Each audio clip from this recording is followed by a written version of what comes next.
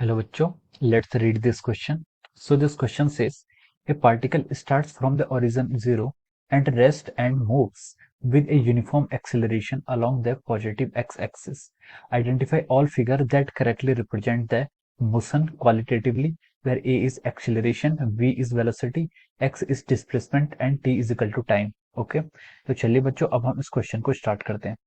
तो देखिए बच्चों, इस क्वेश्चन का जो आपका की कॉन्सेप्ट है, इस क्वेश्चन का जो हमारा क्या है की कॉन्सेप्ट है, इस क्वेश्चन पे हमें क्या करना है, ग्राफ हमें प्लॉट करना है किसका, एक्सेलरेशन, वेलोसिटी एंड पोजीशन का। ठीक है, हमें पे यहाँ पर क्या है, एक्सेलरेशन और position, acceleration, position and displacement का हमें यहाँ पर क्या है, ग्राफ प्लॉट करना है। तो देखिए उसने हमसे क्वेश्चन में बोला है कि ऑब्जेक्ट क्या मूव कर रहा है, किससे, यूनिफॉर्म एक्सेलरेशन से।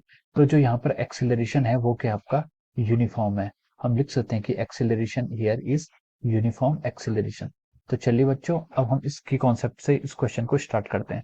तो देखिए बच्चे, यूनिफॉर्म एक्सेलरेशन सबसे पहले होता है क्या, यूनिफॉर्म एक्सेलरेशन का मतलब होता है कि जो आपका एक्सेलरेशन है वो क्या रहेगा, आपका कांस्टेंट रहेगा। यूनिफॉर्म एक्सेलरेशन का मतलब है कि आपका जो एक्सेलरेशन है वो क्या है, आपका कांस्टेंट है। टाइम के साथ साथ ये क्या रहेगा, आपका कांस्टेंट रहेगा। ठीक है, ये आपका यूनिफॉर्म एक्सेलरेशन है। ठीक है, अब देखिए जैसे मैं प्लॉट करूं एक्सेलरेशन और टाइम का ग्राफ, ये मैं मान लीजिए एक्सेलरेशन और टाइम का ग्राफ यहाँ पर ऐसे प्लॉट कर रहा हूँ। ठीक है, तो देखिए आपका क्या है, एक्सेलरेशन कांस्टेंट रहेगा, तो टाइम जैसे बढ़ता जाएगा एक्सेलरेशन क्या रहेगा, एक्सेलरेशन की आपकी सेम वैल्यू रहेगी। Time T is equal to zero पर भी एक्सेलरेशन ए ही था।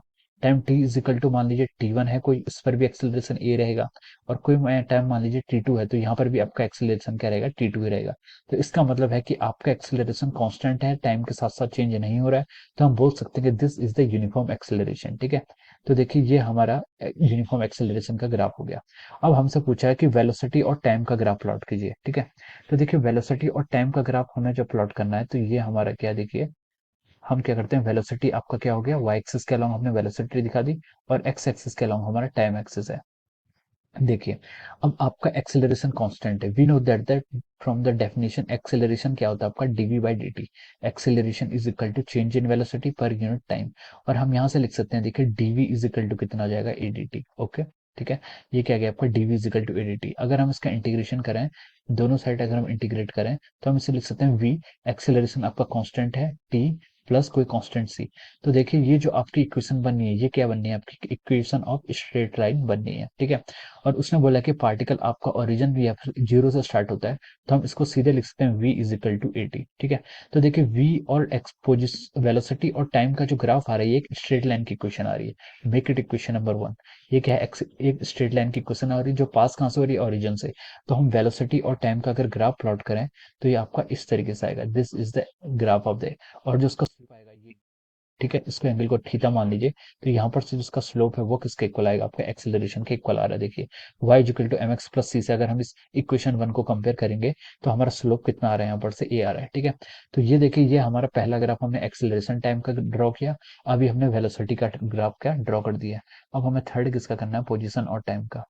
तो देखिए पोजिशन और टाइम का ग्राफ हमें पता है कि अगर कॉन्स्टेंट एक्सेलरेशन होता है, तो पोजिशन और टाइम को हम ऐसे लिख सकते हैं, U T plus half A T square. ये आपकी इक्वेशन होती है फॉर कांस्टेंट एक्सेलरेशन। ठीक है, कांस्टेंट एक्सेलरेशन की इक्वेशन होती है, मेक इट इक्वेशन नंबर 2। ठीक है, अब देखिए उसने हमें क्वेश्चन बोला कि A particle starts from origin O from rest. तो अगर रेस्ट से स्टार्ट होगा तो आपको यू इनिशियल वेलोसिटी यहाँ पर ये कितना हो जाएगी, जीरो हो जाएगी। तो हम एक्स को लिख सकते हैं, X is coming out to be 80 का स्क्वायर। ठीक है, ये आपकी फाइनल इक्वेशन आएगी। तो देखिए ये एक्स और टाइम के बीच की क्या है, इक्वेशन है, जो इक्वेशन क्या आ रही है, this representing an equation of the parabola. ये आपको क्या पैराबोला की इक्वेशन यहाँ पर रिप्रेजेंट करके दे रही है। ठीक है, पैराबोला की इक्वेशन इसलिए कह रहे हैं क्योंकि देखिए एक्स और टी यहाँ पर वेरिएबल्स हैं, एक्स की हाइस्ट पावर 1 है और टी की हाइस्ट पावर कितनी 2 है। तो ऐसी इक्वेशन क्या होती है, एक इक्वेशन ऑफ पैराबोला होती है, which is passing through the origin, origin से पास हो रही है। ठीक है, तो देखिए इसका जो हमारे यहाँ पर देखिए इस इक्वेशन में हमारा वाई स्क्वायर का जो कॉफिशिएंट है, यानी कि टी स्क्वायर का जो कॉफिशिएंट है वो पॉजिटिव है। तो इसका जो माउथ होगा, माउथ क्या होगा, माउथ ओपनिंग अपवर्ड। तो इसका जो ग्राफ बनेगा वो आपका इस तरीके से बनेगा, this is the graph of position with the time. Okay, तो देखिए हमने यहाँ पर क्या है, तीनों ग्राफ्स को क्या कर दिया, प्लॉट कर लिया। ये आपका फर्स्ट ग्राफ था, ये ग्राफ किसका था, एक्सेलरेशन वर्सेस टाइम का। तो देखिए ये ग्राफ हमें क्वेश्चन ऑप्शन ए में दिया हुआ है। ठीक है, एक्सेलरेशन और टाइम का। वेलोसिटी और टाइम का ग्राफ देखिए हमें ये ऑप्शन बी में दिया हुआ है, ये आपका ऑप्शन बी भी। ठीक है, और ये आपका जो एक्स और टी का ग्राफ है, ऑप्शन सी हो नहीं सकता, कौन सा बचता है, ऑप्शन डी। ठीक है, तो देखिए आपका option A B D true है, तो देखिए वो हमारा ऑप्शन डी में है। ऑप्शन डी को अगर हम चेक करें तो ऑप्शन डी में क्या कौन कौन से करेक्ट है आपका, ए, बी एंड डी। ठीक है, ये आपका ऑप्शन डी में है। तो हम यहाँ से लिख सकते हैं कि हेंस हम लिख सकते हैं कि option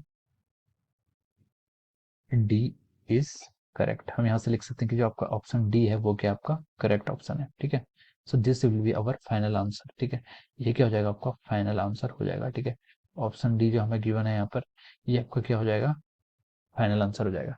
so I hope you all understood this concept. All the best and thank you so much.